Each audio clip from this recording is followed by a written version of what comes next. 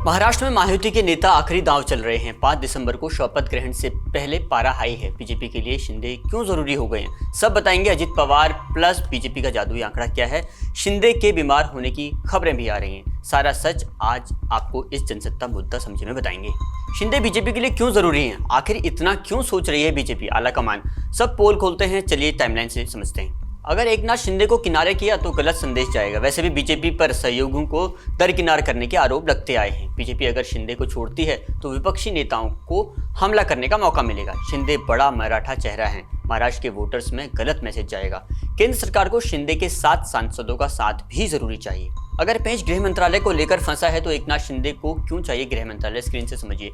पिछली सरकार में शिंदे सीएम थे और फडणवीस डिप्टी सीएम और गृह मंत्रालय भी संभाल रहे थे। अब शिंदे का कहना है इस बार उन्हें गृह मंत्रालय दिया जाए, यानी शिंदे ने पिछली सरकार के फॉर्मूले का हवाला दिया है। पिछली महायुति सरकार में कैबिनेट मंत्रियों के नंबर पर गौर करें तो शिवसेना शिंदे के पास सीएम समेत 10 मंत्री थे, बीजेपी फडणवीस के पास डिप्टी सीएम समेत 10 मंत्री थे, एनसीपी अजित पवार के पास डिप्टी समेत 10 मंत्री शामिल थे, यानी तीनों के पास बराबर मंत्रालय थे। इस बार अजित पवार ने एक नया दांव चला है। वो भी जानते हैं कि एक बार कैबिनेट विस्तार होने के बाद कुछ नहीं हो पाएगा, इसलिए रणनीति बनानी है तो अभी बनानी होगी। अजित ने शपथ ग्रहण से 2 दिन पहले बीजेपी आलाकमान के सामने बड़ी डिमांड रख दी है।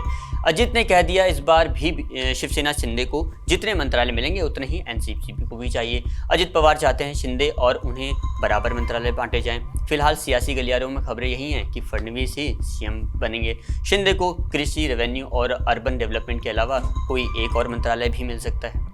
हर किसी पार्टी के लिए आखिरी दाव चलने का मौका है, क्योंकि 5 दिसंबर को शपथ ग्रहण तय है। उसके बाद वही होगा जो कुर्सी से आदेश आएगा। कहीं बीजेपी महाराष्ट्र में भी मध्य प्रदेश, छत्तीसगढ़, राजस्थान की तरह सरप्राइज सीएम दे सकती है क्या? इस पर हमारा एक डिटेल वीडियो है, डिस्क्रिप्शन बॉक्स पर लिंक लगा दिया गया है, आप वहां से देख सकते हैं। वापस लौटते हैं अपने मुद्दे पर। अब ये भी समझिए कौन कहाँ है। सरकार गठन से पहले अजित पवार दिल्ली में है, एकनाथ शिंदे ठाणे में है। खबरें ये भी हैं कि उनकी तबीयत खराब है, इसलिए वो किसी से भी ज़्यादा नहीं मिल रहे हैं। और ये वीडियो रिकॉर्ड करने तक भी खबरें सामने आई कि शिंदे की तबीयत ज़्यादा बिगड़ गई है। लेकिन फडणवीस के करीबी नेता गिरीश महाजन शिंदे के आवास पर मुलाकात कर चुके हैं और फडणवीस इस वक्त मुंबई में है।